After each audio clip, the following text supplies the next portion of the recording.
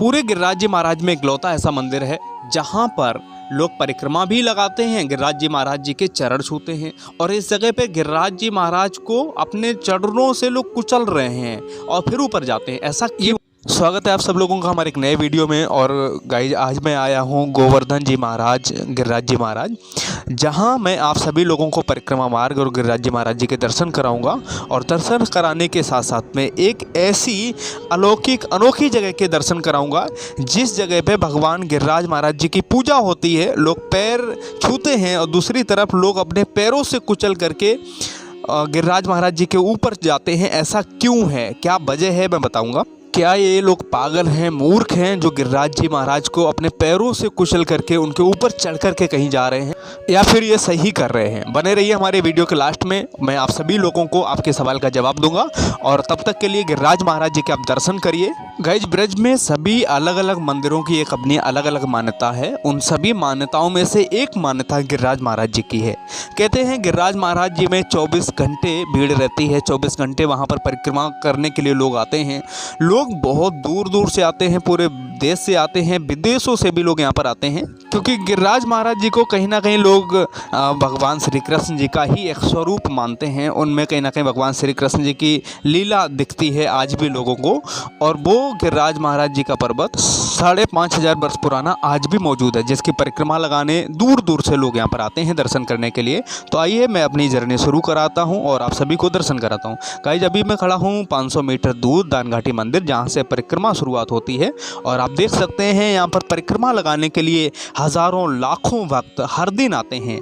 आप कह सकते हैं कि ब्रज में बहुत बड़ी मान्यता है इस मंदिर की, जिसको बोलते हैं श्री गिरिराज जी महाराज जी का मंदिर। गिरिराज जी महाराज जी के दर्शन करने के लिए हज़ारों करोड़ों की संख्या में यहाँ पर भक्त हर दिन आते हैं। जैसे वृंदावन आना लोग अपने सौभाग्य की इस बात समझते हैं, उसी तरीके से बहुत सारे लोग गोवर्धन जी महाराज जी के दर्शन करना और गिरिराज जी महाराज जी की परिक्रमा लगाने को सौभाग्य समझते हैं। ये परिक्रमा मार्ग है, यहीं से परिक्रमा शुरुआत होती है। और आइए मैं आपको लेकर के चलता हूँ बड़ी परिक्रमा में। ये करीब 11 किलोमीटर तक की परिक्रमा है। और उसके बाद में दूसरी परिक्रमा है जिसको छोटी परिक्रमा बोलते हैं। ये आप देख सकते हैं बहुत सारे भक्त यहाँ से परिक्रमा अपनी शुरुआत कर दी है। बहुत सारे लोगों ने दंडवत परिक्रमा शुरुआत किया है, बहुत सारे लोग चलने वाली परिक्रमा, पैदल वाली यात्रा शुरू किए हैं। आपकी जैसी श्रद्धा हो आप वैसी परिक्रमा शुरुआत कर सकते हैं, क्योंकि यहाँ पर 4 से 5 तरीके की परिक्रमाएं होती हैं गाइज, जिसमें से 3-4 परिक्रमाएं मैं आपको बताऊंगा। नंबर 1 ये पैदल चलने वाली परिक्रमा है। इसको आप 21 किलोमीटर तक पद यात्रा करके आप गिरिराज महाराज जी के परिक्रमा लगा सकते हैं। और ये परिक्रमा करीब करीब 4 से 5 घंटे और ज़्यादा हुआ तो 7 घंटे में पूरी हो जाती है। नंबर 2 इसको बोलते हैं लेटने वाली परिक्रमा, दंडवत परिक्रमा होती है। ये परिक्रमा आप अकेले लगा सकते हैं। इस तरीके से आपको लेटना होता है, गिरिराज महाराज जी को स्पर्श करना होता है, पत्थर आगे रखना होता है और आगे बढ़ना होता है। ये परिक्रमा करीब करीब 1 से 2 दिन में पूरी हो जाती है।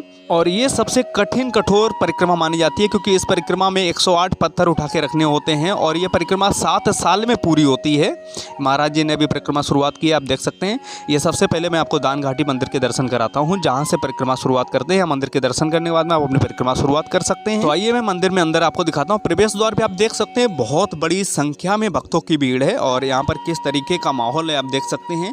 कदम रखने के लिए जगह नहीं है, खासकर तीज त्योहार पर यहाँ पर ऐसा ही नज़ारा हो रहता है। तो मैं आपको फिर भी कोशिश करता हूँ दर्शन कराने की, गिरिराज महाराज जी के आपको दर्शन हो जाए। प्रवेश द्वार से संभव नहीं था तो मैंने यहाँ पर डायरेक्टली ऊपर से कैमरा चालू किया। आप देख सकते हैं प्राचीन मंदिर ठाकुर श्री गिरिराज जी महाराज जी का आप देख सकते हैं। बहुत बड़ी तादाद में यहाँ पर भीड़ है और इतनी बड़ी भीड़ की संख्या है कि बहुत सारे भक्तों ने यहाँ दीवार पर ही दूध का भोग लगा दिया है। गिरिराज महाराज जी को अंदर तक जाने का मौका नहीं मिला, क्योंकि अंदर क्राउड जो है वो बहुत बड़े लेवल का है। तो मैंने आपको सभी को दर्शन कराने की कोशिश की है। जो भी दर्शन हो सकते हैं गिरिराज जी महाराज जी का आप ध्यान से दर्शन कर सकते हैं। लेकिन यहाँ पर भीड़ का क्राउड ज़्यादा है, थोड़ा सा यहाँ पर सुरक्षा का भी प्रबंध होना चाहिए था। पर भक्त फिर भी अपने नियम और संयम से यहाँ पर दर्शन कर रहे हैं, किसी को कोई तकलीफ नहीं होने दे रहे। भक्त भी कहीं ना कहीं भगवान के ही शरण में रहते हैं, इसलिए वो सभी मर्यादाओं का पालन करते हुए यहाँ पर दर्शन कर रहे हैं। और मैं आपको आगे लेकर चलता हूँ परिक्रमा मार्ग में। ये मंदिर गिरिराज जी महाराज जी का मेन मंदिर माना जाता है। वैसे तो सभी मंदिर यहाँ पर खास हैं, लेकिन ये मंदिर सबसे खास माना जाता है, क्योंकि यहीं से परिक्रमा शुरुआत होती है और यही मुख्य मंदिर है गिरिराज जी महाराज जी का। फिर भी यहाँ पर भीड़ को कंट्रोल करने के लिए पुलिस प्रशासन भी लगा हुआ है। और इधर दुकानदार लोग भी अच्छे तरीके से लोगों को प्रसाद दे रहे हैं और दूध भी वितरण कर रहे हैं भोग लगाने के लिए। जब भी आप यहाँ पर आएँ अपनी फैमिली के साथ में तो 2-3 चीज़ों का ध्यान रखें, क्योंकि भीड़ ज़्यादा बड़ी संख्या में होती है। तो बच्चों को अपने साथ में रखें, अपने मोबाइल, पर्स, इन सभी चीज़ों को व्यवस्थित रखें, क्योंकि ये सब जिम्मेदारियाँ आपकी ही होती हैं। बहुत सारे लोग यहाँ पर पद यात्रा भी निकाल रहे हैं गिरिराज जी महाराज की चारों तरफ परिक्रमा लगाने के लिए, और जिसमें हज़ारों की संख्या में लोग शामिल हैं।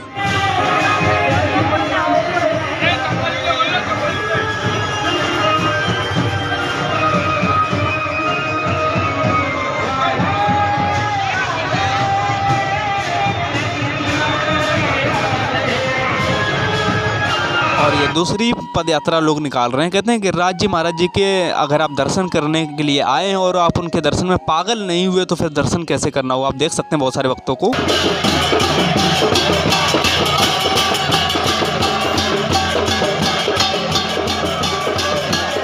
ऐसी भाव भक्ति आपको सिर्फ ब्रज में देखने को मिलती है। आप देख सकते हैं कितने हर्ष उल्लास के साथ में भक्त यहाँ पर भजन कीर्तन कर रहे हैं और नृत्य कर रहे हैं गिरिराज जी के चरणों में।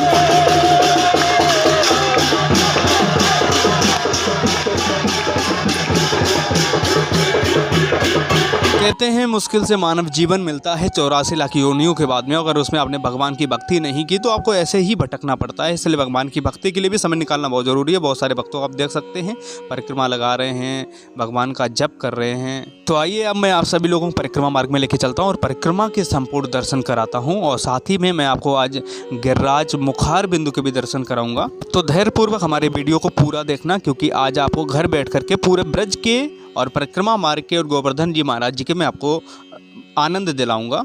गाइस, यदि आप भावपूर्वक यहाँ पर परिक्रमा लगाने के लिए आते हैं तो त्यौहार पर भी आ सकते हैं, लेकिन त्यौहार पर भीड़ ज़्यादा रहती है, इसलिए आपकी दंडवत जो परिक्रमा है वो थोड़ी सी बाधित हो जाती है।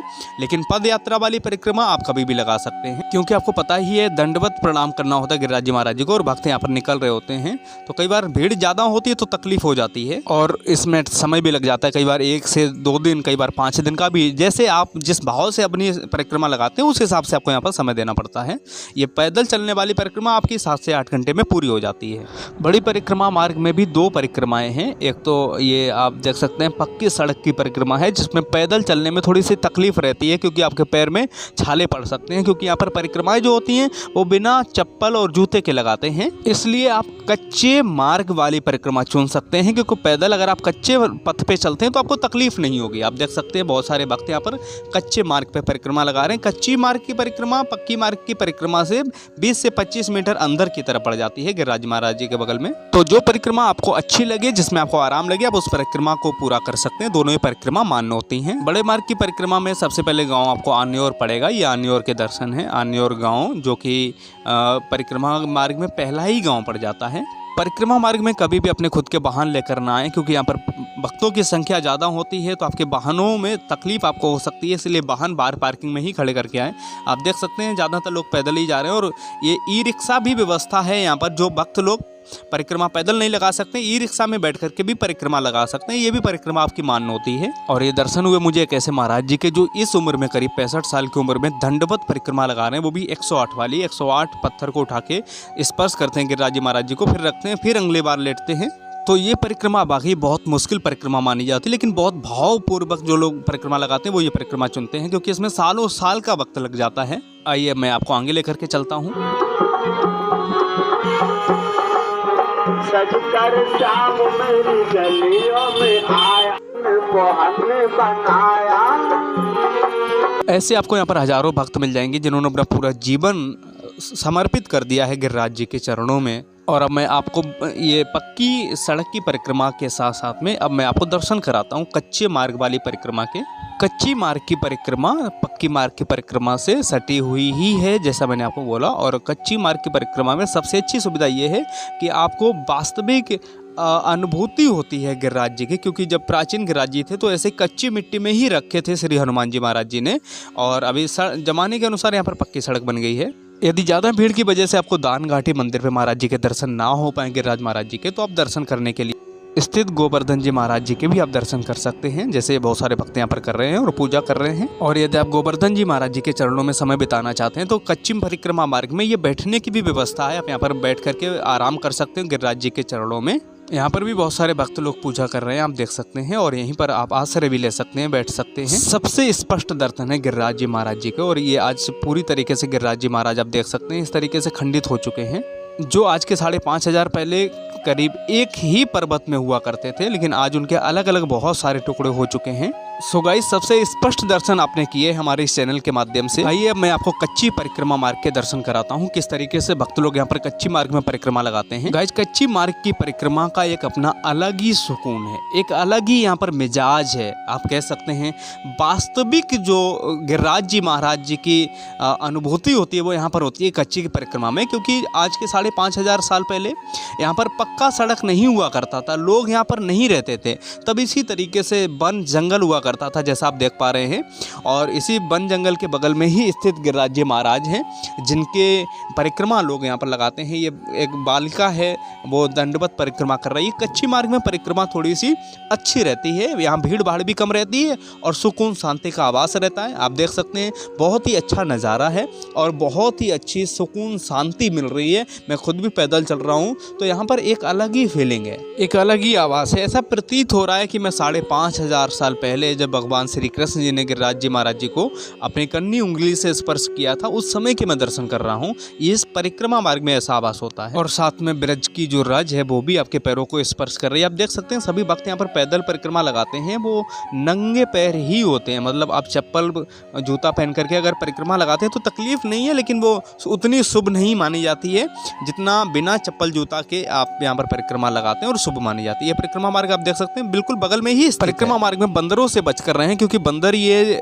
पलक झपकते ही आपका सामान छीन के ले जाते हैं, मोबाइल पर्स, और पेड़ों पर चढ़ जाते हैं। फिर आपको बहुत तकलीफ होती है आपको वापस अपना सामान प्राप्त करने में। इसलिए अपने मोबाइल, अपनी पर्स, जूता, चप्पल, पर्स, इन सब चीज़ों का बहुत अच्छे तरीके से ख्याल रखें। आइए चलते हैं आगे।